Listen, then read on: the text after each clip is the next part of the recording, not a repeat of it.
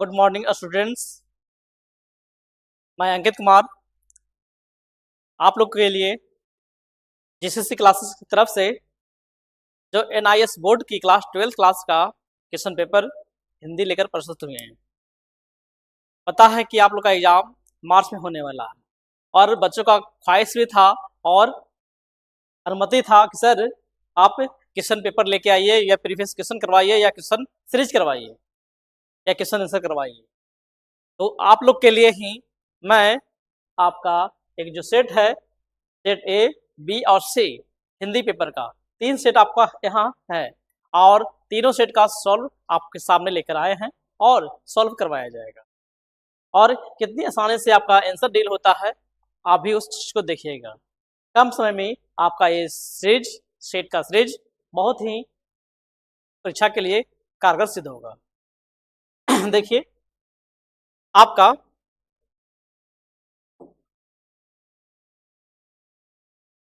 34 प्रश्न एग्जाम में रहते हैं और 12 मुद्रित पृष्ठ 12 पेज के आपको रहते हैं, जिसमें 34 पृष्ठ प्रश्न आपको शामिल रहता है। इसे आपको बनाना पड़ता है। यहाँ पे आपके रोल नंबर भरने होते हैं और आपका कोड नंबर इतना आपको दिया गया है जो हमारा प्रीवियस क्वेश्चन है, जिसमें हमारा सेट ए है। सेट ए में क्या क्या भरना होता है, जैसे देखिए परीक्षा का दिन बाद दिनांक भी आपको भरना होता है और निरीक्षक जो है वो सिग्नेचर करते हैं। इसके बाद देखिए ये आपके एग्जाम से संबंधित सारे बातें बताए गए हैं। ये परीक्षार्थी प्रश्न पत्र के पहले पृष्ठ पर अपना अनुक्रमांक मीन्स क्या होता है तो रोल नंबर, अपना रोल नंबर लिखें, अवश्य भरें।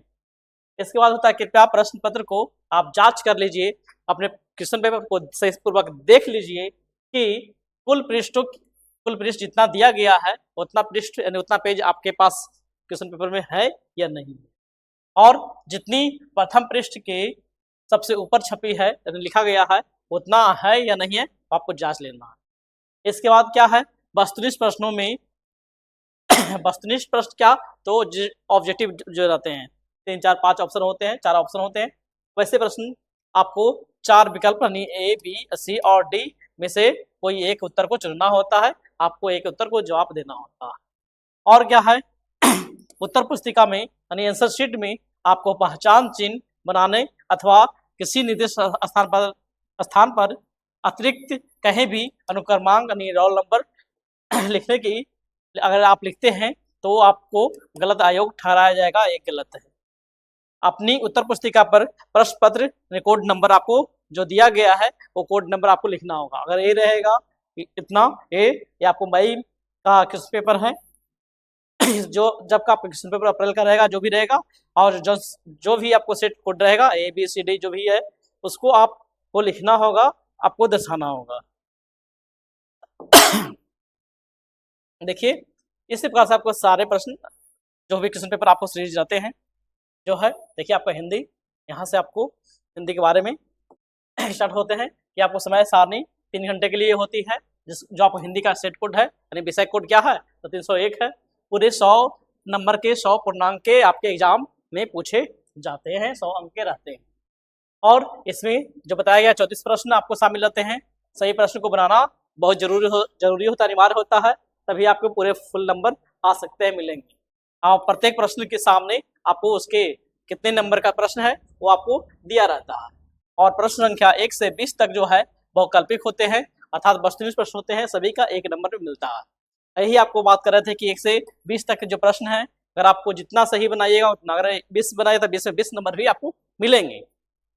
फिर आपको 21 से 25 तक प्रश्न जो होते हैं वह भी वस्तुनिष्ठ प्रश्न होते हैं, लेकिन इसमें क्या होते हैं ये 3 अंक के 2 प्रश्न होते हैं और 7 अंक के 2 प्रश्न शामिल रहते हैं। ये सब सारे आपको निर्देश दिए गए हैं क्वेश्चन पेपर के बारे में, कौन कितने नंबर के होते हैं, क्या है न है, आपका सारा निर्देश दिया गया है। आपके एग्जाम में जाने के पहले देख सकते हैं इस सीरीज को। और इसी प्रकार से आपको हूबहू प्रश्न आपको एग्जाम में आने वाला है, जैसा कि आपको देखिए सारे प्रश्न आपको दिए गए हैं।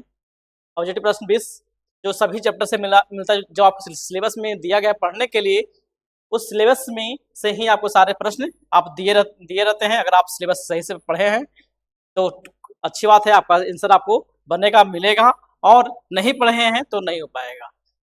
आप जीसीसी क्लासेस में आप जा करके और आप देख सकते हैं कि जो आपको प्ले लिस्ट बनी है हिंदी विषय का और जो भी विषय का, उसमें आपको सारा क्लास दिया गया है। और टेलीग्राम जो चैनल है जीसीसी का, उसमें भी आपको सारा पीडीएफ भेज डाल दी जाती है, आप वहां से भी लाभ उठा सकते हैं। और देखिए ये सब सारे जो प्रश्न हैं किस प्रकार से रहते हैं, सारे प्रश्न को हम लेकर आए हैं। और ऑब्जेक्टिव आपको बहुत बहुत बड़ा मायने रखने वाला है। और एक दिन आपको एक क्लास चली थी जिस क्लास में आपको लघु उत्तरीय प्रश्न और दीर्घ उत्तरीय प्रश्न को लिखा कैसे जाता है वो भी आपको प्ले लिस्ट में मिल जाएगा। आप उसे देख करके आप अच्छे अंक ला सकते हैं, सही प्रश्न का उत्तर सही पूर्वक से आप दे पाएंगे। ये सब सारे प्रश्न का हम सॉल्व लेकर आए हैं। जैसे आपको यहाँ दिया गया है कुछ पंक्तियां, इससे संबंधित आपको सवाल दिया गया है, तो इस सारे प्रश्नों का उत्तर आपके लिए बना बनाया लेके आए हैं। आप उसे कंठस्थ कर लें, देख लें, समझ लें, और आपके एग्जाम में बहुत ही कारगर सिद्ध होने वाला है। सही प्रश्नों का सॉल्यूशन आपके सामने प्रस्तुत करने वाले हैं। जितना भी आपको सवाल दिया गया है सभी का आंसर आपको मिलेगा, जितना भी आपको दिया गया है। अब आपको समय को देखते हैं, क्योंकि आपको एग्जाम अप्रैल में होने वाला है, और अप्रैल में जो एग्जाम होने वाला है उसी को लेकर के हम यहाँ सारे प्रश्न को लेकर आए हैं। आशा है कि आपको यह क्लास जो क्लास सीरीज चलेगा आपको बहुत ही कारगर सिद्ध होगा, एग्जाम के लिए बहुत ही अच्छे अंक दिलाने में मदद करेगा।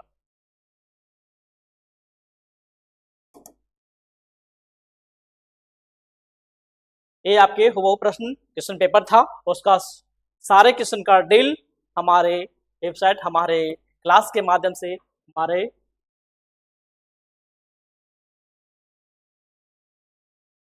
जो आपको सेट कोड होते हैं जो एग्जाम में पूछे जाते हैं, देखिए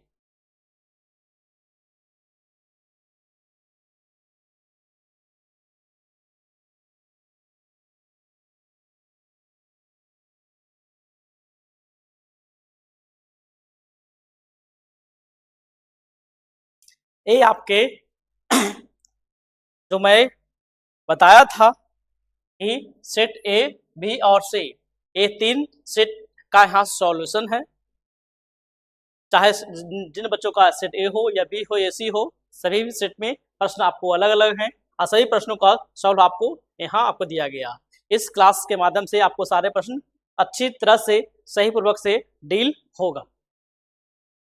देखिए ये हमारे पहला बहुकल्पी प्रश्न होते हैं, अन्य वस्तुनिष्ठ प्रश्न होते हैं, जो 20 प्रश्न पूछे जाते हैं और 20 अंक के नंबर आपको मिलते हैं। देखिए सवाल आपका है क्या,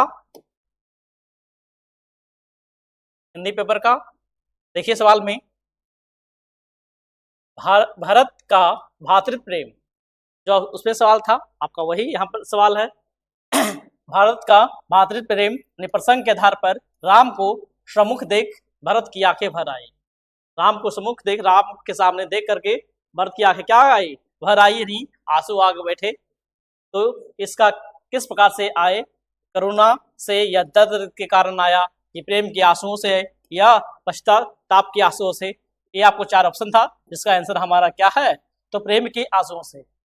भरत का भातृत्व प्रेम प्रसंग के आधार पर राम को सम्मुख देख भारत के आंखों में क्या है, आंखें भर आई, किसके कारण, तो प्रेम के आंसुओं से भर आए।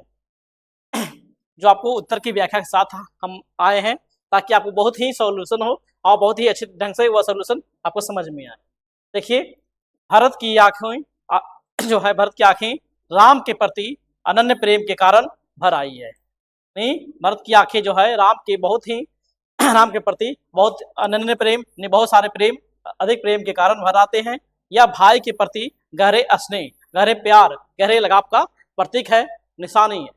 और करुणा का या पश्चाताप नहीं है, यहाँ दया का, करुणा का पश्चाताप नहीं है, बल्कि एक भाई भाई का प्रेम का निशानी है। नेक्स्ट अगले प्रश्न देखिए क्या है।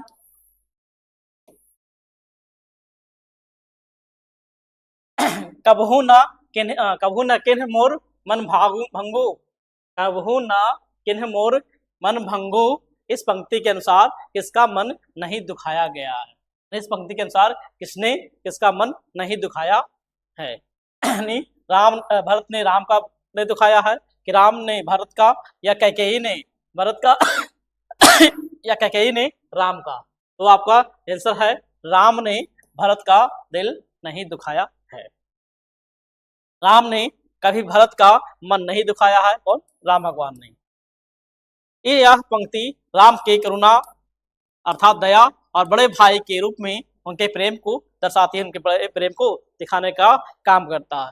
जो आप रामायण में भी देखे हैं, जब आपको राम भगवान का 14 वर्ष के लिए वनवास होता है, वनवास में होता है, तो वनवास में देखते हैं कि राम खुद अपनी राजगद्दी छोड़कर, क्योंकि उनके पिता द्वारा दिया गया जो उपदेश होता है वह उपदेश को पालन करते हैं। राम भगवान अपना गद्दी पर, राजगद्दी पर, वह सिंहासन पे राजाभिषिक्त शेख होते हैं, लेकिन कुछ घर में राजनीतिक होने के कारण इन्हें छोड़ना पड़ता है, किसके, भरत के लिए। और यही आपको दोनों को प्रेम में अब दिखता है कि भरत जो हैं वो भी नहीं चाहते हैं कि मेरे अपने बड़े भाई का कर्तव्य है, बड़े भाई का पहले पदवी होती है, उनका भाई बड़े भाई का हम गद्दी को लें। इसी चीज को यहाँ दिखाने का काम किया गया। नेक्स्ट देखिए,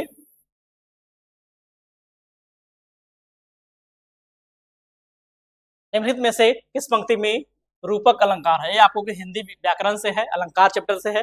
रूपक अलंकार कौन है। सुनी सुनी सुनी मुनि वचन राम रुख पाई, या मातु मंदी मैं साधु सुचाली। मोर अभाग उदधि अबगाहु, या जारहु जाय जननी कही काकू। ये आपको 4 ऑप्शन दिए गए हैं। इसमें से हमारा कौन सा रूपक अलंकार है। हमारा सी जो ऑप्शन दिख रहा है, मोर अभागा उदधि अबगाहु, ये हमारा क्या है, रूपक अलंकार है। ये हमारा क्या है, रूपक अलंकार है। इसमें क्या है, यहाँ अभागा मीन्स दुर्भाग्य, उदधि मतलब समुद्र होता है, कहा गया है। इसमें उपमेय और उपमान का आरोप लगता है, अर्थात रूपक अलंकार है। नेक्स्ट देखिए,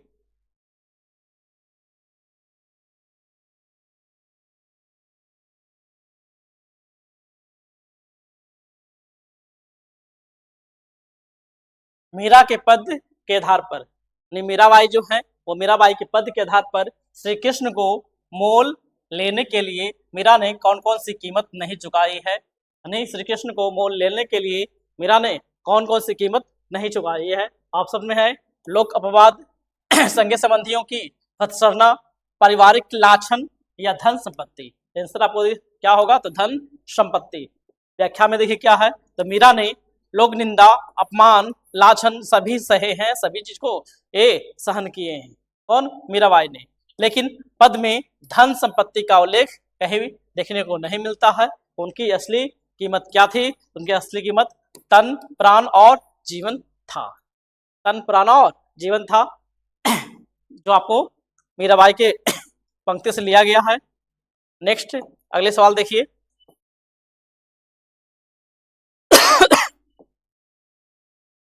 पद्माकर रचित पद में किस रस की प्रधानता, यानी पद्माकर का जो है रस की क्या प्रधानता रही है, क्या उसी रस की प्रधानता है।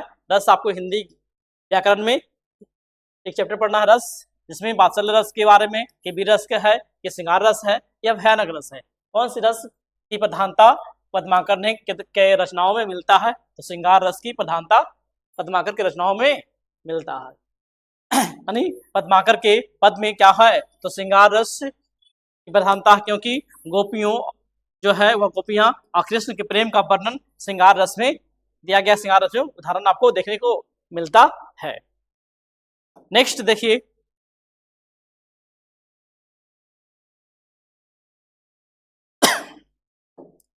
नेक्स्ट है क्या भूलूं क्या याद करूं। क्या भूलूं क्या याद करूं, कथन और कारण दोनों को पढ़ना है। क्या भूलूं क्या याद करूं, इसमें कथन कारण दोनों को पढ़ना है, और पढ़ने के बाद सही विकल्प को चुनना है। कथन क्या है हमारा, तो कथन है कि सुख के बीते पलों, इस चैप्टर से हरिवंश राय बच्चन की कविता से दिया गया है, क्या भूलूं क्या याद करूं। इसमें जो कथन दिया गया है वो कथन को समझना है और कारण को समझना है, सही पूर्वक आंसर देना है। कि सुख के बीते पल के साथ, सुख के बीते पल के साथ दुख के वर्तमान को जोड़ने से मन क्या होता है, मन व्यथित होता है, मन परेशान होता है, मन में बेचैनी आती है। ये कथन दिया गया है सिद्धांत।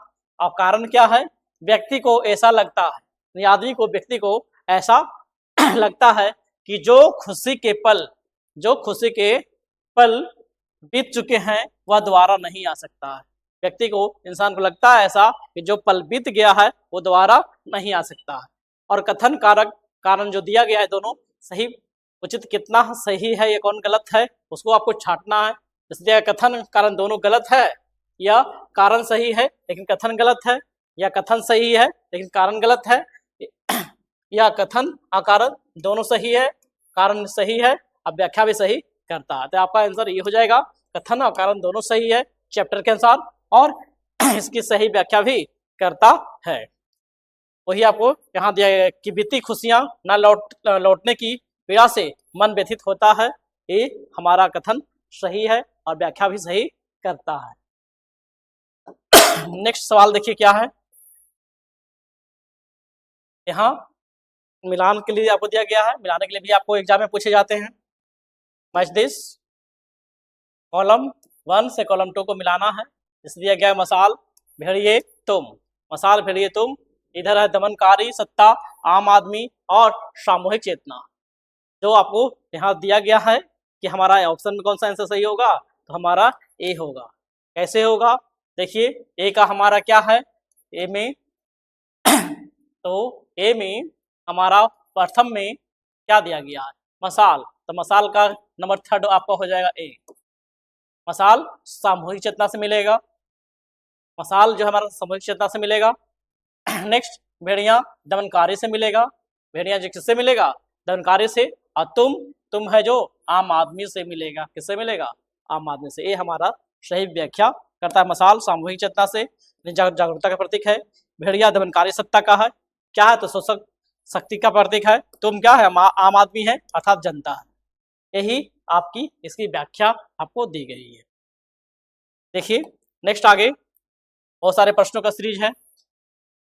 क्वेश्चन नंबर 8 क्या है वो देखिए, संयुक्त परिवार कविता का कवि, संयुक्त परिवार कविता का कवि अतिथि के घर में, संयुक्त परिवार जो है यानी जिसमें माता पिता दादा दादी सभी लोग सब साथ मिलकर रहते हैं, तो संयुक्त परिवार कविता के कवि अतिथि के घर से बिना मिले ही लौट जाने से परेशान क्यों हो जाते हैं। कि अतिथि घर मेहमान घर आते नहीं है, आते हैं तो दरवाजा बंद रहता है, लौट के चले जाते हैं। इससे जो लौट के चले जाते हैं मेहमान, तो संयुक्त परिवार वाले क्यों ऐसा परेशान होते हैं कि नहीं होते हैं, उसके बारे में आपको दिया गया सवाल। क्यों, क्योंकि कवि का मेल मिलाप में विश्वास रखते हैं, या अतिथि उसका परिचित था, या आगंतुक जो आने वाले हैं उसके आने के कारण वह नहीं जान पाते हैं कि किस कारण से वो आए थे, या आगंतुक की अभावगत से वह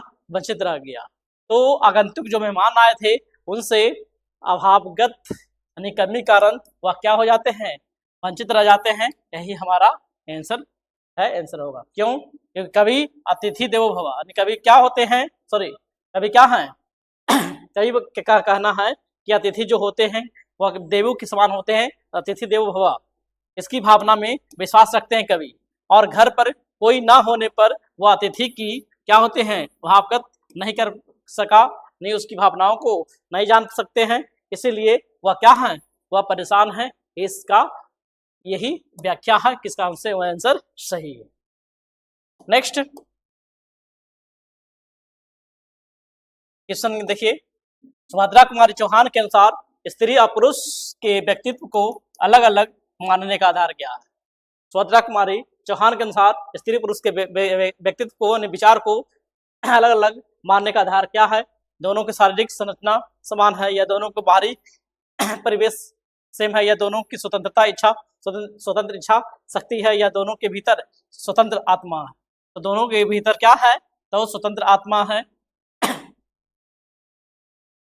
ये हमारा सही आंसर हो जाएगा। सुभद्रा कुमारी चौहान का क्या मानना था कि स्त्री हो या पुरुष हो, दोनों की क्या होती है, आत्मा जो होती है वह स्वतंत्र और समान होती है। इसीलिए आंतरिक स्वतंत्र आत्मा के कारण ही दोनों व्यक्ति का विचार व्यक्तित्व का अलग अलग है, जो आपको आंसर है। नेक्स्ट क्वेश्चन नंबर 10 देखिए, सुभद्रा कुमारी चौहान पाठ के आधार पर नारी और वीरत्व नारी और वीरत्व धर्म किस लिए अपनाती है, किस लिए अपनाने का काम किया जाता है। तो आपको आंसर क्या है, सृष्टि के कल्याण के लिए, सृष्टि के कल्याण के लिए। इसमें आपका अहंकार की पूर्ति के लिए ऑप्शन आपको दिया गया है, कंफ्यूजन करने के लिए, निजी स्वार्थ की पूर्ति के लिए दिया गया है, और राग और देश की पूर्ति के लिए दिया गया है। लेकिन हमारा आंसर क्या होगा, सृष्टि के कल्याण के लिए होगा। इसकी व्याख्या कैसे होती है, किस प्रकार से होती है, तो नारी का वीरत्व स्वार्थ रहित बिना स्वार्थ के रहता है, वह स्वयं के लिए नहीं बल्कि सृष्टि और समाज के कल्याण के लिए लड़ती है। और लड़ती है तो आपका सुभद्रा कुमारी चौहान। सुभद्रा कुमारी चौहान पाठ से बहुत सारे प्रश्न पूछे गए हैं, देखिए। और सुभद्रा कुमारी चौहान की कविताएं आपकी क्लास में ले ली गई है, आप उस कविता को जाकर देखकर समझ सकते हैं। सुभद्रा कुमारी चौहान विपरीत परिस्थितियों में भी, यानी अलग परिस्थितियों में भी घर और बाहर के बीच संतुलन कैसे स्थापित कर पाई, घर और बाहर के भीतर की संतुलन को कैसे स्थापित कर पाती है सुभद्रा कुमारी चौहान। तो क्या ऑप्शन है, पारिवारिक सहयोग से, या परिस्थितियों के समझौते करके, या सुदृढ़ आर्थिक स्थिति के कारण, या दृढ़ निश्चय और मानसिकता के धैर्य से। आपका आंसर क्या है, दृढ़ यानी कठोर निश्चय और मानसिक धैर्य से, यानी इंतजार से, धैर्य से, यानी जल्दबाजी में नहीं। यानी सुभद्रा कुमार चौहान ने अटल इच्छा, यानी टलने वाला इच्छा नहीं, यानी अटल इच्छा शक्ति और मानसिक धैर्य के बल पर ही साहित्य पे, परिवार और स्वतंत्रता आंदोलन, ये तीनों पर, यानी तीनों को एक साथ निभाने का कार्य किए हैं। इसलिए दृढ़ निश्चय और मानसिक धैर्य से हमारा आंसर सही होगा। नेक्स्ट अगले प्रश्न क्या है, देखिए, कुटज से दिया गया है, जो आपको सिलेबस में है। कुटज पाठ के अनुसार अबोध कौन है, अबोध मतलब कि बिना बुद्धि वाला कौन है, अबोध। कुटज के पाठ के अनुसार अबोध कौन है, तो सांसारिक ज्ञान को नहीं समझने वाला व्यक्ति क्या है, अबोध है। नहीं, सांसारिक ज्ञान को नहीं जानने वाले क्या होते हैं, अबोध होते हैं। ये हमारा सही आंसर हो जाएगा। ऑप्शन क्या है, तो दूसरे का उपकार करने वाला, या दूसरे का उपकार करने वाला, या मानसिक बल को कम रखने वाला। ये तीनों आंसर हमारा गलत होगा और ये हमारा आंसर सही है। व्याख्या क्या है, अबोध, अबोध क्या है, तो वह जो सांसारिक वास्तविकता को हो, हकीकत से अनजान है, जो नहीं जानता है, जो दुनिया की चालाकी नहीं समझता है, उसे हम क्या कहते हैं, वह उसे हम अबोध कहते हैं। अबोध व्यक्ति, अबोध बालक। नेक्स्ट क्वेश्चन नंबर 13 देखिए, कुटज की तुलना राजा जनक से क्यों की गई है।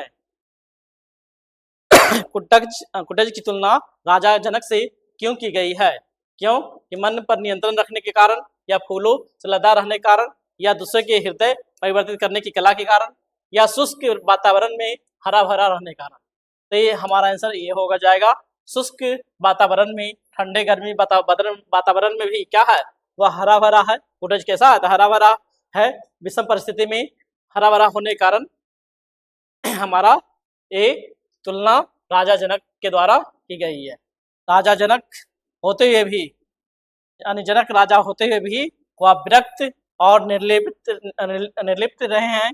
कुटज भी शुष्क और पथरीली वातावरण में रहने पर भी इस कुटज में क्या है, खिला हुआ फूल देखने को मिलती है। यही कारण है समानता। नेक्स्ट क्वेश्चन क्या है वो देखिए,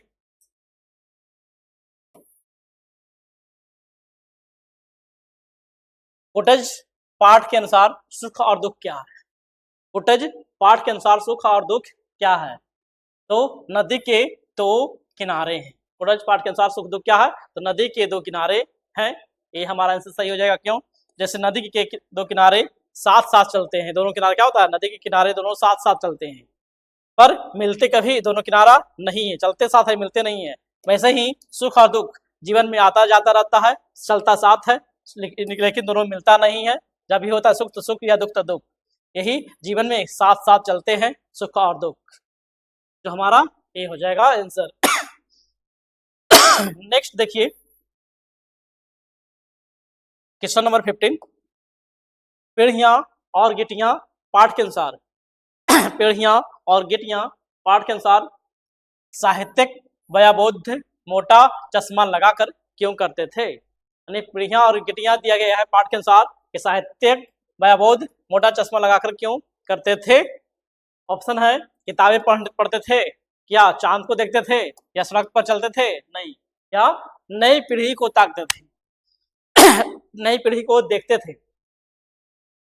वयोबोध मोटे चश्मे से क्या होता है, तो नई पीढ़ी को ध्यान से देखते थे, यानी एक तरफा उत्सुकता और दूसरी तरफ संदेह का भाव के कारण से देखा जाता था। आंसर हमारा ये हो जाएगा और सी, नई पीढ़ी को ताकते थे। नेक्स्ट देखिए क्वेश्चन नंबर 16,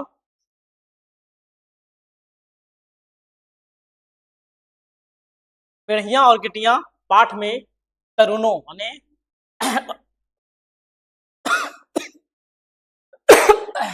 पीढ़ियां और गिट्टियां पाठ में तरुणों यानी नर्म वयोवृद्धों के लिए अर्थ का क्या प्रबंध है? जो देखिए इसका आंसर क्या है और व्याख्या क्या है।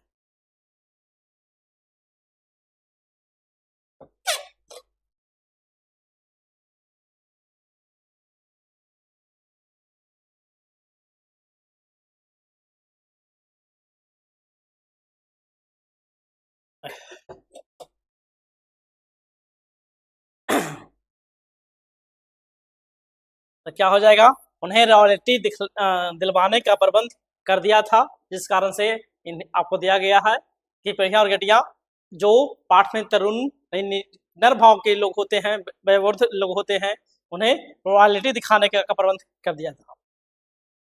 वही आपको यहाँ दिया गया है। नेक्स्ट सवाल देखिए क्या है, चीफ की दावत।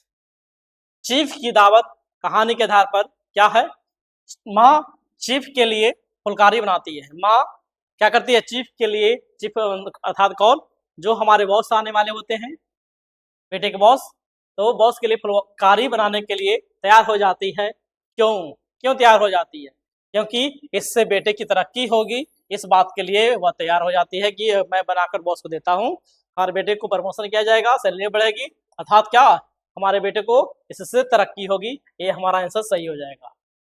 वह इस कला में कुशल थी, ये सब ऑप्शन नहीं होगा। वह अपनी कला का प्रदर्शन चाहती थी, वह बेटे से भयभीत रहती थी, डरी रहती थी, ये सब सारे ऑप्शन गलत है। हमारा आंसर सबसे बेहतर, सभी ऑप्शनों में सबसे बेहतर कौन है, तो हमारा ए है, इससे बेटे की तरक्की होगी, इस कारण से हमारा आंसर ए सही होगा।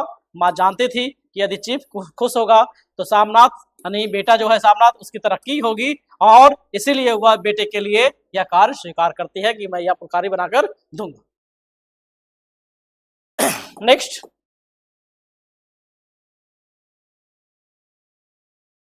रीढ़ की हड्डी एकांकी के पात्र में गोपाल प्रसाद के विषय में क्या गलत है? रीढ़ की हड्डी में जो एक पात्र हैं गोपाल प्रसाद के विषय में क्या गलत है? वे महिलाओं की उच्च शिक्षा के विरोधी थे, क्या वह वैवाहिक संबंध को व्यापार मानते थे, या वे पुरुषवादी मानसिकता के शिकार थे? नहीं, बल्कि क्या, वे वह बच्चे की स्वतंत्रता के पक्षधर थे, बच्चे की आजादी स्वतंत्रता के क्या थे, पक्षधर थे। गोपाल प्रसाद बच्चे की स्वतंत्र भावना के विरुद्ध थे, वह पक्षधर नहीं थे, क्या थे, विरुद्ध थे, और वे पुरुषवादी सोच के प्रतीक थे। हमारा आंसर कौन हो जाएगा, डी। नेक्स्ट क्वेश्चन नंबर 19 देखिए, अच्छे पत्र का गुण नहीं है। कौन है जो अच्छा लेटर, अच्छा पत्र का गुण नहीं है? सरलता, संक्षिप्तता, या सहजता, या जटिलता? तो संक्षिप्त होना चाहिए पत्र, ये भी अच्छा है। सरलता, सरल पूर्वक होना, आसान होना चाहिए। सहज होना चाहिए, ये भी सही है। ये सही, ऐसे तीनों सही ऑप्शन, एक गलत है, जटिलता नहीं होनी चाहिए। ये अच्छे पत्र में अगर जटिलता की बात, जटिल जटिल शब्द या वाक्य का प्रयोग करते हैं तो अच्छा पत्र नहीं है। ये अच्छे पत्र कौन है? जो सरल हो, संक्षिप्त हो, सहज हो और स्पष्ट हो। जटिलता एक दोष है, वह गुण नहीं है। नेक्स्ट ऑप्शन लास्ट ऑब्जेक्टिव का प्रश्न क्या है वो देखिए। मैं यूनिवर्सिटी कैंपस में खड़ा हूँ। मैं कहाँ खड़ा हूँ? मैं यूनिवर्सिटी कैंपस में खड़ा हूँ। क्या वाक्य बोलचाल के हिंदी के प्रयुक्त क्षेत्र में के अंतर्गत आता है? तो किस प्रयुक्त क्षेत्र के अंतर्गत आता है कि मैं यूनिवर्सिटी कैंपस में खड़ा हूँ? किधर का है? मुंबईया हिंदी है कि हैदराबाद की हिंदी है कि एंग्लो हिंदी है कि दिल्ली की हिंदी है? तो यह दिल्ली की हिंदी है, दिल्ली क्षेत्र की हिंदी है। क्या ऐसी हिंदी है? तो मैं यूनिवर्सिटी के कैंपस में खड़ा हूँ। मैं मैं यूनिवर्सिटी कैंपस में खड़ा हूँ। जैसे अंग्रेजी शब्दों का हिंदी वाक्यों में स्वाभाविक मिश्रण मिला हुआ होना, ये कहाँ का है? तो ये दिल्ली की हिंदी की विशेषता बताता है कि हिंदी इंग्लिश दोनों मिला हुआ है।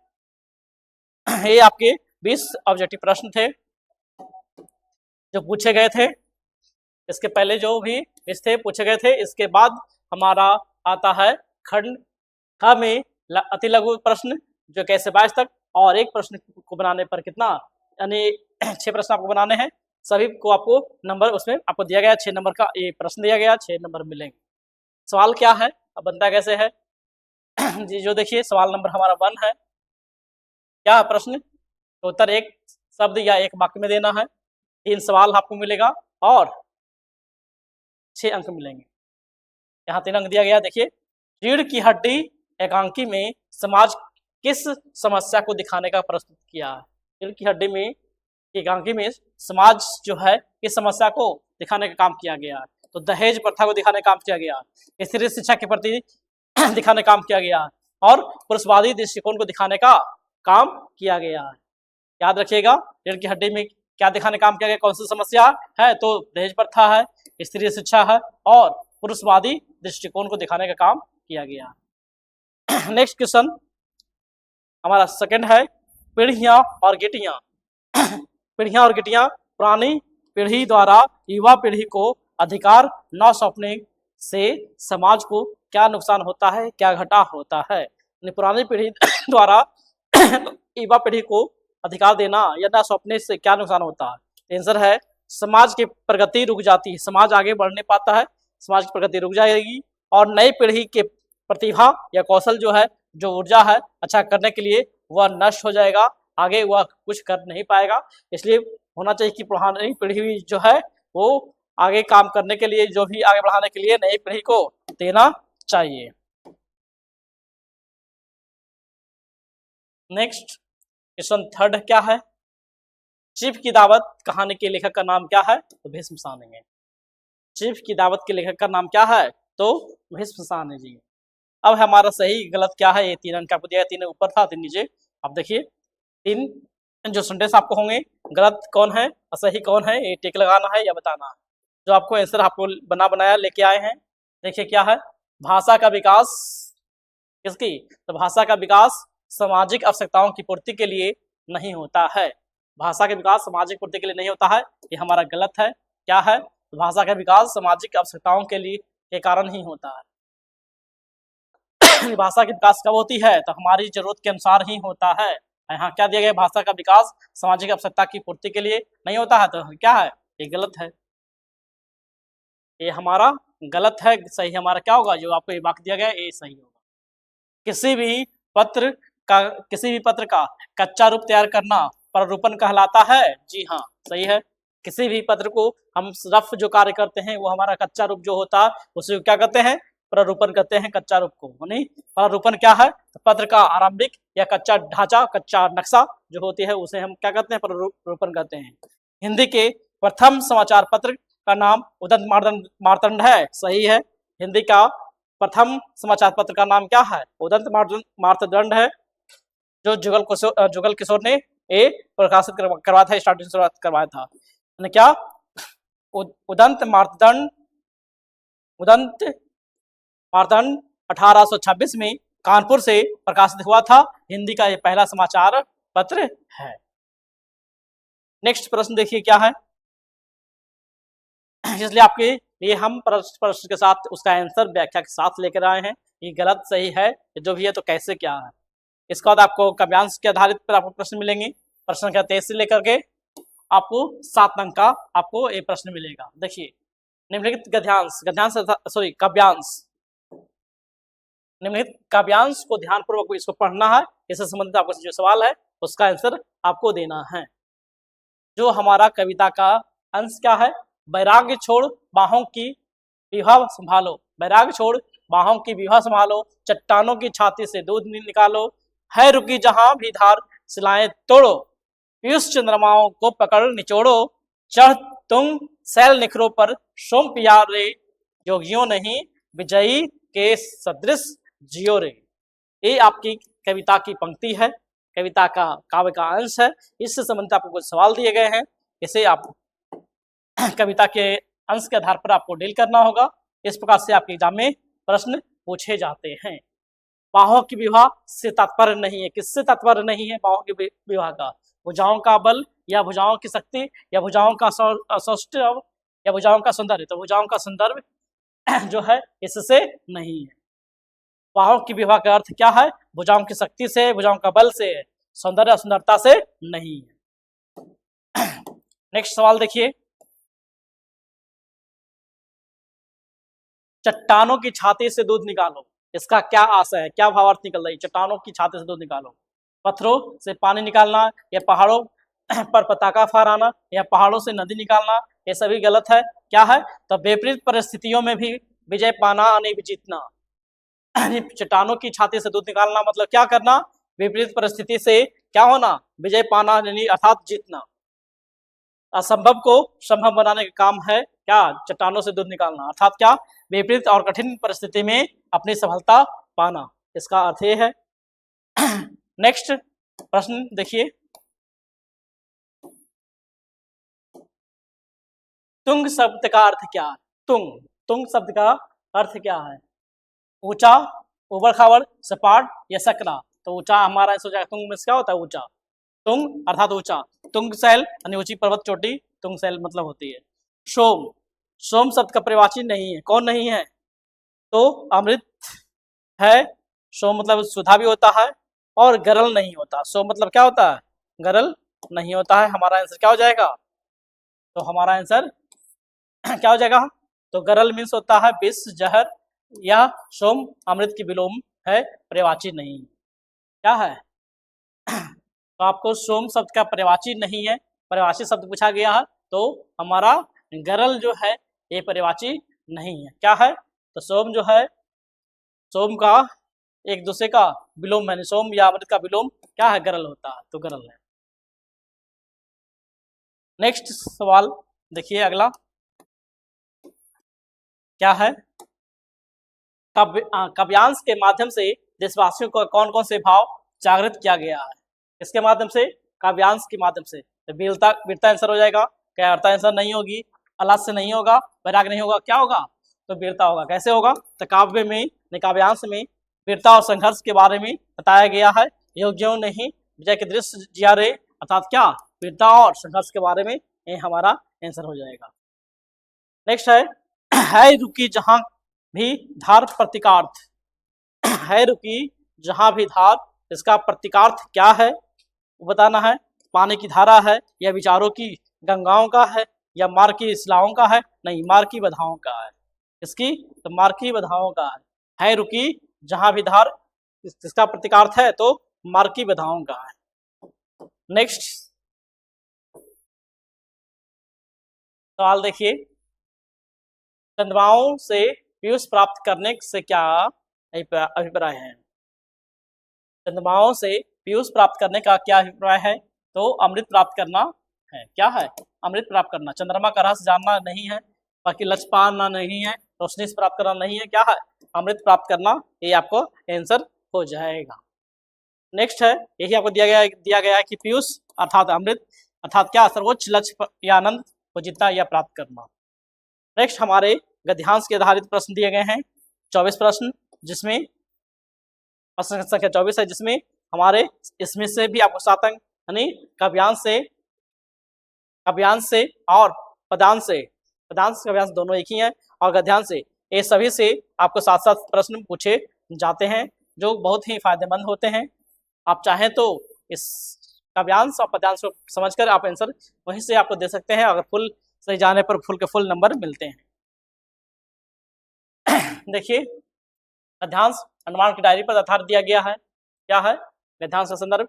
इन शिखंचों में जहां कोई निकल सकता है कोई प्रवेश नहीं कर सकता है, इन अभावों के लिए जहां अंडमान में काला पानी भोग रहे थे, सुबह कभी भी कोई आशा का संदेश नहीं लाई थी।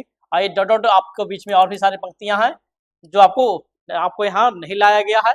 आपको जब क्वेश्चन पेपर रहेगा उसमें आप देखिएगा स्टार्टिंग लाइनिंग यही रहेगी और अंतिम लाइनिंग यही रहेगी और उसी से सवाल उठाकर पूछा जाता है। जैसे क्या है गद्यांश के लेखक कौन है? अब आए अनुमान की डायरी। अनुमान की डायरी में क्या है गद्यांश के लेखक कौन है? तो इस गद्यांश के माध्यम से आपको दिया गया है, तो हमारा क्या हो जाएगा? तो महादेवी वर्मा। कौन है? तो महादेवी वर्मा। महादेवी वर्मा क्या है? अनुमान डायरी इनकी महत्वपूर्ण गद्य रचना है। कौन सी रचना है? तो गद्य की रचना है। नेक्स्ट सवाल सेकंड क्या है वो देखिए, गद्यांश पाठ का मूल नाम क्या है? तो अनुमान की डायरी है। क्या है? कौन सी गद्यांश है? तो जो पंक्ति पढ़ोगे तो उसका पंक्ति के माध्यम से पता चल जाएगा कि कौन सा चैप्टर से लिया गया है। तो अनुमान की डायरी से ली गई है। जिजीविषा की विजय से नहीं, कौन चौहान से नहीं और कुटस से नहीं, इससे अनुमान की डायरी से। नेक्स्ट सवाल देखिए, सवाल नंबर थर्ड, इन शिक्षों में जहां कोई नहीं निकल सकता है, जहां शब्द प्रयुक्त क्या है? तो क्या है? तो जेल की तंग और काल कोठरियों के लिए किया गया कि इन शिखंजों में जहां से कोई नहीं निकल सकता है, जहां से मतलब कहां से नहीं निकल सकता है, कहां से नहीं निकलेगा? तो जेल की कोठरियों से नहीं निकल सकता है। सिल्वर जेल है, काला पानी का जेल है, वहां से नहीं निकल सकता है। यही है कि जहां का अखबार क्या है? जेल की तंग या अंधेरी काल कोठरियों से है। नेक्स्ट क्वेश्चन है, सुबह की पहली किरण आम आदमियों के लिए कौन सा संदेश नहीं लाती है? सुबह की पहली किरण है जो आम आदमी के लिए कौन सा संदेश नहीं लाती है? तो निराशा का संदेश नहीं लाती है। ये हमारा आंसर सही हो जाएगा। निराशा का संदेश, ये आशा का नहीं, सुख का नहीं, खुशहाली का नहीं, निराशा का संदेश नहीं लाती है। सुबह की पहली किरण आम आदमियों के लिए कौन सा संदेश नहीं लाती है? तो निराशा का संदेश नहीं लाती है। बाकी ये लाती है, खुश भी लाता है, आशा भी आता है, खुशहाली भी आती है, लेकिन ये निराशा नहीं आती। आंसर कौन हमारा सही हो जाएगा? बी का। नेक्स्ट, परिणत शब्द का अर्थ क्या है? परिणत शब्द का अर्थ क्या है? तो बदलना। परिणत करना अर्थात क्या करना? बदलने का कार्य करना। परिणत शब्द का अर्थ क्या है? तो बदलना। सहना नहीं, रहना नहीं, भोगना नहीं, क्या करना? बदलना। परिणत बदल जाना या रूपांतरित हो जाना। सेनानियों ने ये अपनाए विकसित किस लिए सही है? सेनानियों ने, अनुमान की डायरी से ही दिया गया, सेनानियों ने यातनाएं निष्क्रिय किस लिए सहे हैं? आंसर क्या हो जाएगा? स्वतंत्रता हवा में सांस लेने के लिए सहे हैं। स्वतंत्र हवा में सांस लेने के सहे हैं, ये सही हमारा आंसर हो जाएगा। अंग्रेजों के विरुद्ध एकजुट होने के लिए गलत, अंग्रेजों का साथ देने के ना देने के लिए गलत, सुख सुविधा प्राप्त करने के लिए गलत, क्या हो जाएगा? स्वतंत्र हवा में सांस लेने के लिए ये यातनाएं सहे हैं, निष्क्रिय सहे हैं कि हमारा देश स्वतंत्र हो, आजाद हो। नेक्स्ट, दहलीज। दहलीज का अर्थ क्या है?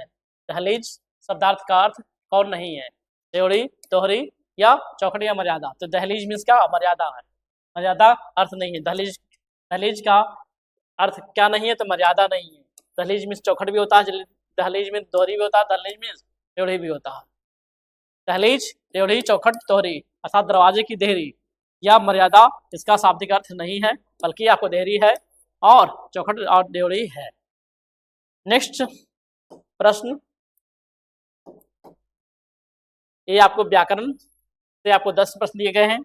जो देखिए व्याकरण से क्या प्रश्न किस प्रकार से पूछे जाते हैं, हिंदी व्याकरण से ऐसे प्रश्न आपको आते हैं एग्जाम में। विलोम शब्द क्या लिखना है? विलोम शब्द सुखांत, सुखांत का विलोम क्या हो जाएगा? दुखांत। अनुनासिक, अनुनासिक का विलोम क्या हो जाएगा? मानुष। अमानुष, अमानुष का मानुष और सुखांत का दुखांत। इस प्रकार से आपको पूछे जाते हैं। ब्रह्म शब्द से उपसर्ग और प्रत्यय पूछा जाता है। तो उपसर्ग, तो दुर्दशा में कौन सा उपसर्ग लगा हुआ है? तो दूर प्लस दशा यानी दूर उपसर्ग लगा हुआ। कौन सा उपसर्ग है? तो दूर उपसर्ग है। प्रत्यय बताना है कि अस्मिता में प्रत्यय कौन सी लगी हुई है? अस्मि प्लस ता अर्थात कौन सा प्रत्यय है? ता प्रत्यय। इसमें ता प्रत्यय है, इसमें आपको क्या है? कौन सा उपसर्ग है? तो दूर है। विराम चिन्ह बताना है। कौन सा चिन्ह? विराम चिन्ह। युधिष्ठिर ने नकुल से कहा डॉट डॉट डॉट, तो इसमें कौन सी विराम चिन्ह लगेगा? तो युधिष्ठिर ने नकुल से कहा अर्थात डबल ये जो इन्वर्टेड कॉमा है इसका प्रयोग होगा। इस ये दोनों का इन्वर्टेड का मतलब दिखाना कि तुम जल ढूंढ कर ले आओ। फिर आपको सरल वाक्य बनाना है। 2 सरल वाक्य आपको बनाना है। तो 2 सरल वाक्य आप बनाओगे। जैसे पांचों भाई वन में भ्रमण करते करते प्यासे हो गए। पांचों भाई क्या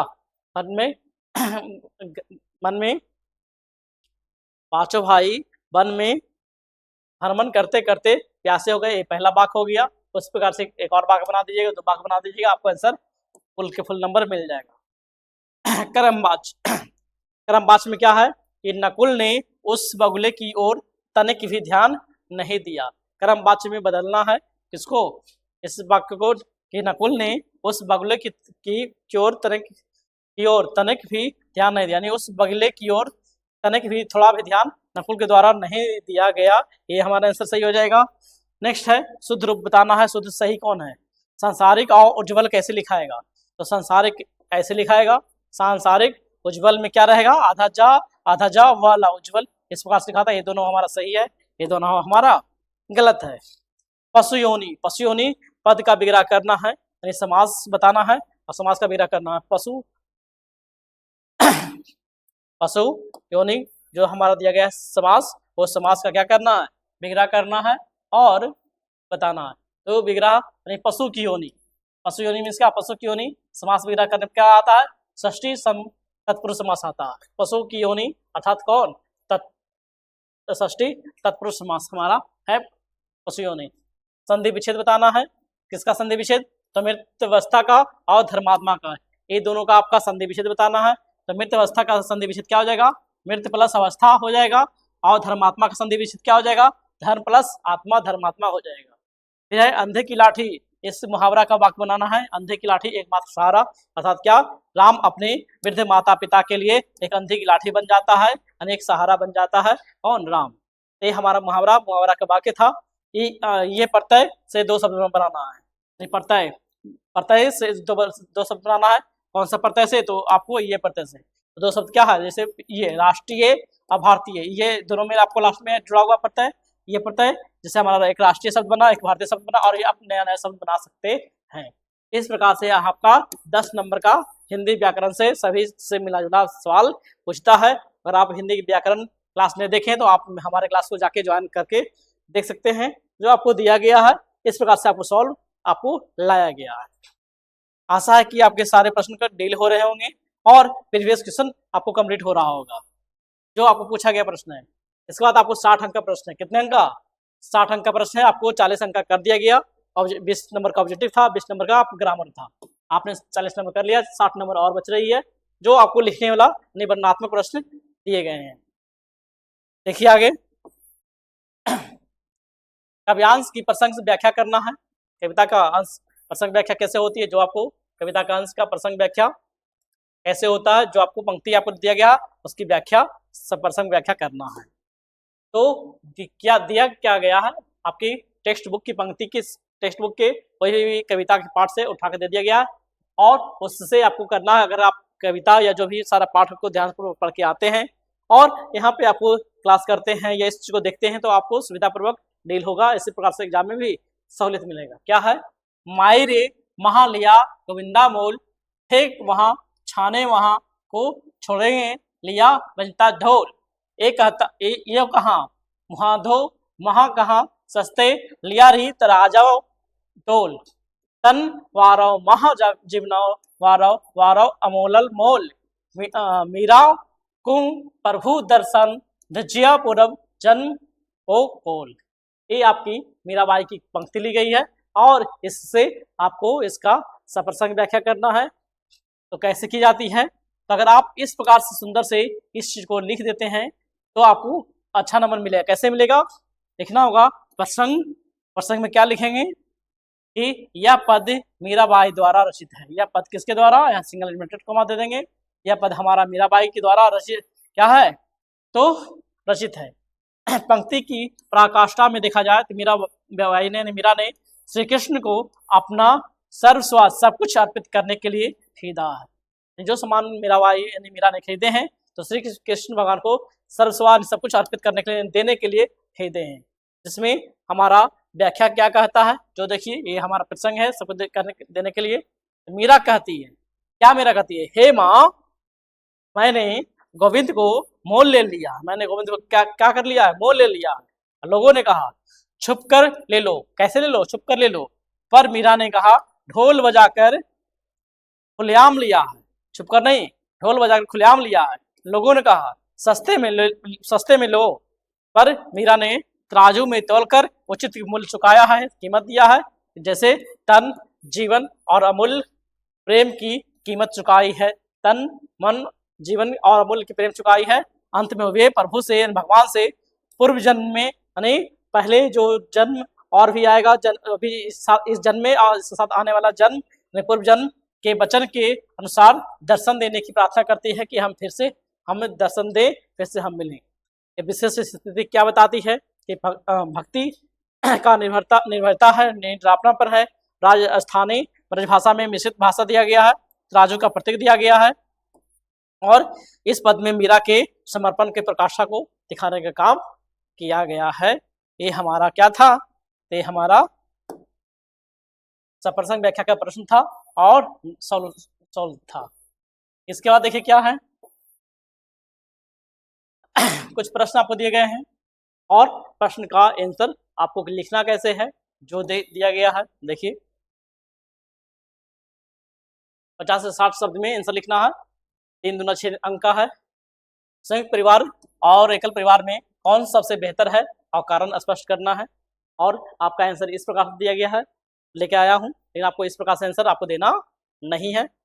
जब देना है, कब देना है और इसी चीज को लिखना है तो अच्छे नंबर कैसे आएगा उसको भी यहाँ आपको बताने का काम करूंगा। आशा है कि अच्छा अंक आएगा। कैसे आएगा? सवाल को जैसे दिया गया हो वो सवाल को उसी प्रकार से उसके प्रश्न को आप उत्तर दीजिए, अच्छा अंक मिलेगा। संयुक्त परिवार एकल परिवार में से कौन बेहतर है?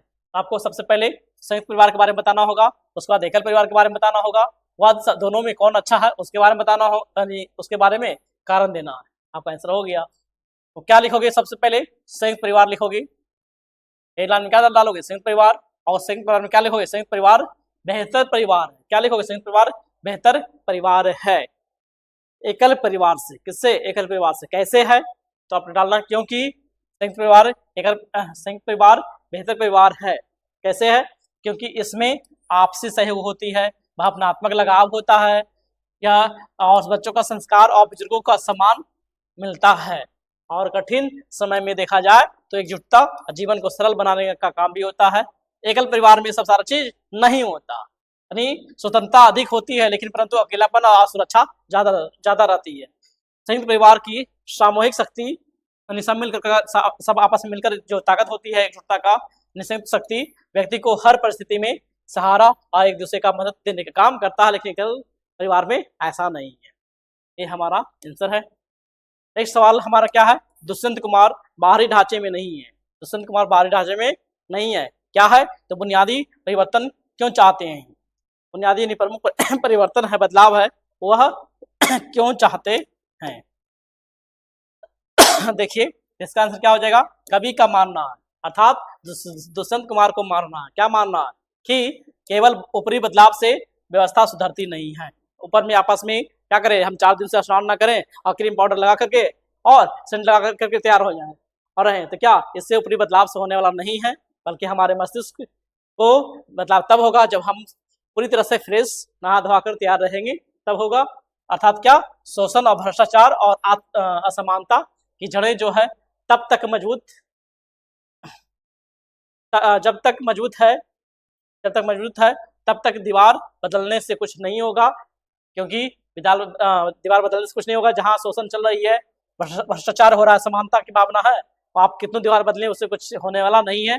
बल्कि करना क्या होगा, वे चाहते हैं कभी कि सिर्फ हंगामा खड़ा करना मेरा मकसद नहीं, मेरी कोशिश है कि किसी भी हर हालत में सूरत बदलनी चाहिए, उसके रंग रूप बदलनी चाहिए, अर्थात शोषण, भ्रष्टाचार और असमानता दूर होनी चाहिए। ये बताना है किनका, दुष्यंत कुमार जी का। असली बदलाव तब जाके है, और जब ये सब चेंज होता है तो असली बदलाव समाज की बुनियादी से आना चाहिए। किसके आना चाहिए, समाज में बदलाव उसकी बुनियादी से आना चाहिए। ये सवाल का आंसर है। नेक्स्ट है, भरत का भातृत्व प्रेम, भरत की मनोदशा का वर्णन कीजिए। यानी भरत का भातृत्व प्रेम है, जो दोनों भाई में जो एक प्यार लगाव है, उसकी मनोदशा मन की स्थिति को बताने का काम करना है, बताना है। इसमें क्या है, राम को वन में देखकर, राम को क्या देखते हैं वन में, कौन देखते हैं, भाई भरत देखते हैं। भरत देखते हैं कि बड़े भाई राम कहाँ है, वन में, जंगल में, और अत्यंत व्याकुल और पश्चातापी हो जाते हैं इस बात को देखकर सुनकर, ये राम कहाँ है, जंगल में। उनकी आंखों में क्या होती है, तो प्रेम और ग्लानी, यानी ग्लानी में क्या, अंदर अंदर बेचैनी और आंसू भर आते हैं, और वे खुद को दोषी मानते हैं, खुद को कलंकित मानते हैं, क्योंकि उनकी माँ कैकेयी के कारण ही राम को वनवास मिला है। क्योंकि नहीं, उनकी माँ, नहीं, भरत की माँ के कारण ही राम भगवान को वनवास मिलता है। और इसी चीज को जानने पर वह खुद को क्या मानते हैं, दोषी मानते हैं, यानी भरत। और वे राम के सामने नतमस्तक हो जाते हैं, नतमस्तक यानी घुटनों पैरों तले झुक जाते हैं, और अपनी भक्ति और प्रेम को व्यक्त करते हैं, यानी अपने भाईचारा का निभाने काम करते हैं, कि गद्दी पर, राजगद्दी पर ना बैठकर उनके इर्द गिर्द चारों बल अपना नीचे ही बैठ करके अपना राजमहल को संभालते हैं, गद्दी को संभालते हैं। कब तक, जब तक राम भगवान घर पे वनवास के बाद ना आ जाए, तब तक वह गद्दी को क्या करते हैं, ग्रहण नहीं करते हैं। ये दिखाने का काम करते हैं कौन, भरत। नेक्स्ट देखिए, इसके आगे काव्यांश, काव्यांश से संबंधित प्रश्न आपको दिया गया। काव्यांश, आज की दुनिया में विचित्र, नवीन, इस प्रकार से आपको कुछ पंक्ति मिलेगी। देखिए 5 नंबर का सवाल है, आज की दुनिया में विचित्र नवीन, प्रकृतिक पर सर्वत्र विजयी पुरुष आसीन, है बंधे नर के करों में बारे विद्युत भाप, और हुक्म पर चढ़ता उतरता है पवन ताप। इससे संबंधित आपको सवाल दिया गया है। क्या है, फर्स्ट सवाल, आज की दुनिया में विचित्र नवीन क्यों है, आज की दुनिया में विचित्र अलग तरह का नयापन क्यों है। तो आपको आंसर क्या हो जाएगा, मनुष्य ने प्रकृति के हर तत्व को, यानी जल, विद्युत, वायु, भाप, ये सभी को अपने बस में कर लिया है। क्या कर लिया, सभी को अपने कब्जे में कर लिया, बस में कर लिया है।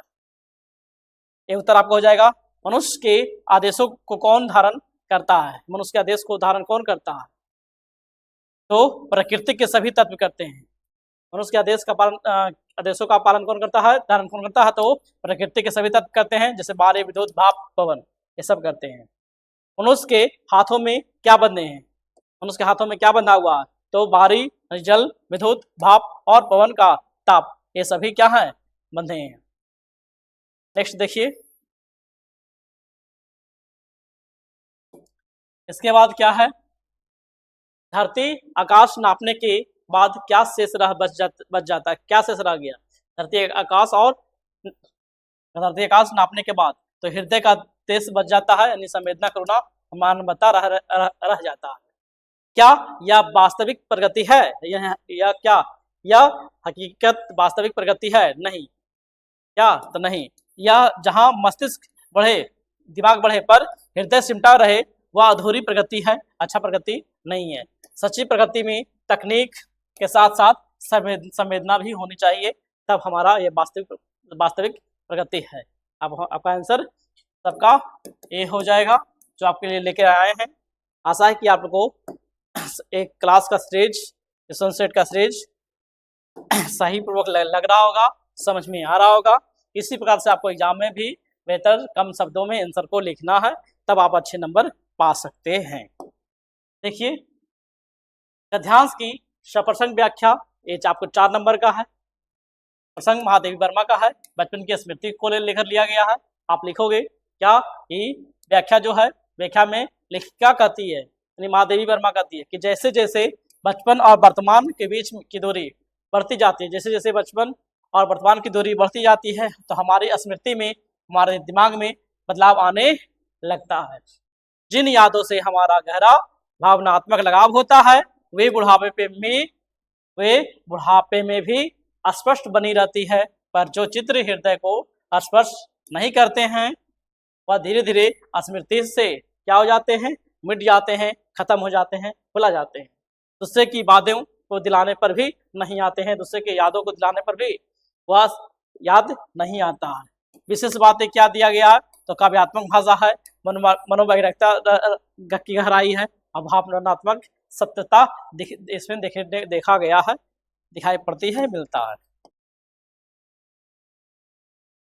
इसके बाद दो प्रश्न बनाना है, 50 से 60 शब्द में 6 अंक का प्रश्न है।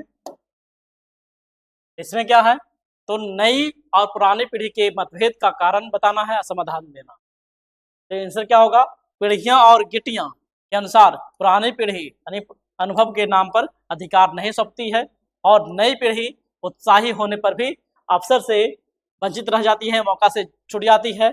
समाधान क्या होगा तो दोनों पीढ़ियों के बीच खुला संवाद होना चाहिए, परस्पर सम्मान होना चाहिए और एक दूसरे का सहयोग होना चाहिए, तब जाकर के अनुभव और ऊर्जा से सब मिलकर समाज को आगे ले जा सकती है, समाज आगे बढ़ सकता है, अन्यथा नहीं बढ़ेगा। ये समाधान है। नेक्स्ट सवाल है, रीढ़ की हड्डी उमा की चारित्रिक विशेषता बताना है। रीढ़ की हड्डी पाठ में उमा जो पात्र है, उमा के पात्र को कैरेक्टर बताना है, इसकी विशेषता, इसके गुण के बारे में बताना है कि उमा क्या है, कैसी है और उसका भाव कैसा है। तो उमा साहसी है, स्वाभिमानी है, बुद्धिमानी है, क्या है, ये युवती है। उमा कैसी युवती है, साहसी, स्वाभिमानी और बुद्धिमानी युवती है। वह पुरुषवादी सोच को खुलकर चुनौती देती है, पुरुषवादी विचार जो है उसको क्या करती है, उस पर व्यंग करती है, खुलकर चुनौती देती है। जब गोपाल प्रसाद अर्थात उनके पिता, उमा के पिता ने गोपाल प्रसाद ने उसे जांचते हैं, गोपाल प्रसाद जो है उसे जांचते हैं और वह अपने अधिकारों की मांग करते हुए कहते हैं कि विवाह से इनकार कर देती है। वो जो मांग होता है, अधिकार होता है, वो अधिकार में क्या उमा करती है, क्या करती है, हमें शादी इससे नहीं करना है, अर्थात विवाह से इनकार कर देती है, मना कर देती है। वह नारी अस्मिता उमा क्या है, नारी अस्मिता और शिक्षित स्त्री के आत्मसम्मान की प्रतीक है। उमा कैसी है तो नारी है, अस्मिता की उसकी इच्छा शक्ति है और शिक्षित भी है और अपने आत्मसम्मान के लिए क्या है, वह खुद एक प्रतीक है, एक निशान है। ये उमा के बारे में विशेषता दिया गया है।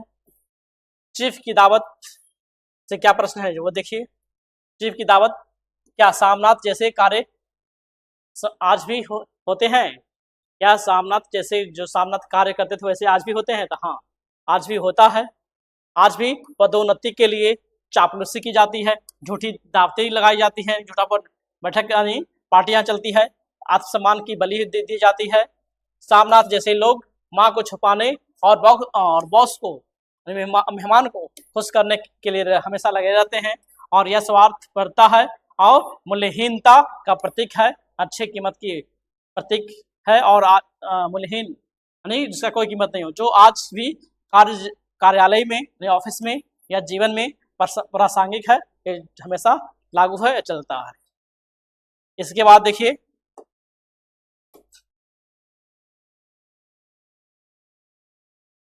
पांच अंक के प्रश्न हैं और आशा है कि हो सकता है रिपीट भी प्रश्न आप लोग के लिए हो, तो कोशिश हो कि आप लोग इस क्लास को ध्यान से देखें और सुनें और समझें और याद करें। विज्ञापन मानव जीवन के लिए क्यों जरूरी है, क्यों अनिवार्य है? विज्ञापन यानी प्रचार प्रसार। तो संचार क्रांति के इस युग में देखा जाए तो किसी वस्तु की जानकारी के बिना यानी किसी वस्तु के प्रचार के बिना विज्ञापन के विशाल संसार तक पहुंचना असंभव है, मुश्किल है और मनुष्य की आवश्यकता बढ़ी है, जिसके कारण से प्रचार प्रसार करना जरूरी है। उत्पादक और उपभोक्ता में अंतर बताना है। तो उत्पादक क्या है, वस्तु बनाने वालों क्या कहते हैं, उत्पादक कहते हैं। उपभोक्ता क्या है? वस्तु को खरीदने वाला, वस्तु को उपयोग करने वाला क्या है? तो उपभोक्ता होती है। विज्ञापन जो है इन दोनों के बीच सेतु का काम करता है, ये दोनों को जोड़ने का काम करता है। प्राचीन काल में प्रचार का तरीका क्या है? प्राचीन काल में नहीं, पहले प्रचार का तरीका क्या था? तो मौखिक तरीके से होता था, यानी एक दूसरे को बताकर किया जाता था। अब है आगे क्या है? संचार साधनों ने विज्ञापन को कैसे प्रभावित किया? संचार साधन जो है विज्ञापन को कैसे प्रभावित किया? तो टीवी के माध्यम से प्रभावित किया लोगों को, रेडियो के माध्यम से, इंटरनेट के माध्यम से, विज्ञापन के माध्यम से, जो वैश्विक हो गए, पूरे विश्व में फैला हुआ है और मांग और उत्पादन दोनों बढ़ रहे हैं प्रचार प्रसार होने से। और विज्ञापन का उद्देश्य क्या है? लक्ष्य क्या है?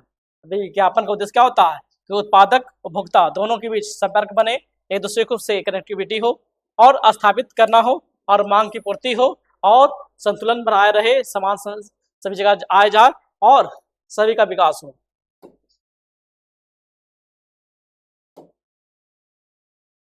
इसके बाद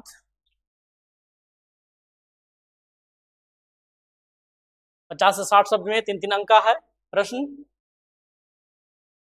आपके टेक्स्ट बुक से। नियमित टिप्पण किसे कहते हैं और ये किस प्रयोजन से लिखे जाते हैं? नियमित टिप्पण के बारे में आपको दिया गया है।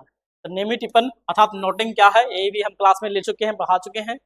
वह संक्षिप्त टिप्पणी है जो किसी पत्र या फाइल या अधिकारी द्वारा आगे की कार्रवाई के लिए निर्देश दिया जाता है और लिखी जाती है। इसका उद्देश्य क्या होता है? कि कार्यालयीय कार्य व्यवस्थित रखना होता है, सही पूर्वक रखना होता है और निर्णय की प्रक्रिया को गति देना होता है। और यह कार्यालयीय भाषा एक महत्वपूर्ण भाग होता है, महत्वपूर्ण अंग होता है। इसके बाद आपको पुराने पत्ते पर आने वाली डाक नए पत्ते पर भेजने का अनुरोध करते हुए एक डाकपाल को चिट्ठी लिखना है। ये सवाल आपको दिया गया है। तो चिट्ठी लिखी कैसे जाती है उसके बारे में देखिए। एक पत्र आपको एग्जाम में आता है, लिखेंगे सेवा में डाकपाल महोदय के पास था, भेजना था, डाकपाल महोदय लिखेंगे। कहाँ है? तो मुख्य डाकघर, पुराना क्षेत्र, यहाँ जगह का नाम लिख देना कि मुख्य डाकघर कहाँ है। विषय वस्तु क्या है? तो पुराने पत्ते पर आने वाली डाक नए पत्ते पर भेजने का अनुरोध किया जाता है, जो लिखना है। महोदय, सविनय निवेदन यह है कि मैं अपना निवास स्थान क्या कर लिया हूँ? बदल लिया हूँ। पहले कहीं और रहता था, आज हम क्या कहीं और रहते हैं। अतः आपसे विनम्र अनुरोध है कि मेरे पुराने पत्ते, पुराना पत्ता जो एड्रेस लिखा गया है उस पर आने वाले सभी डाक अग्रेसित करके मेरे नए पत्ते, नया एड्रेस आपको लिख के देना होगा। इस पत्ते पर भेजने की कृपा की जाए, पुराना पत्ता पर ना भेजा जाए। इसका सहयोग के लिए आपको मैं आभारी रहूंगा। भवदीय फलाना कुमार या कुमारी, अपना जो भी है पूरा पता लिख दीजिएगा। यही आपकी लेटर है, यही आपको दे देना लेटर है। इसके बाद आपको 33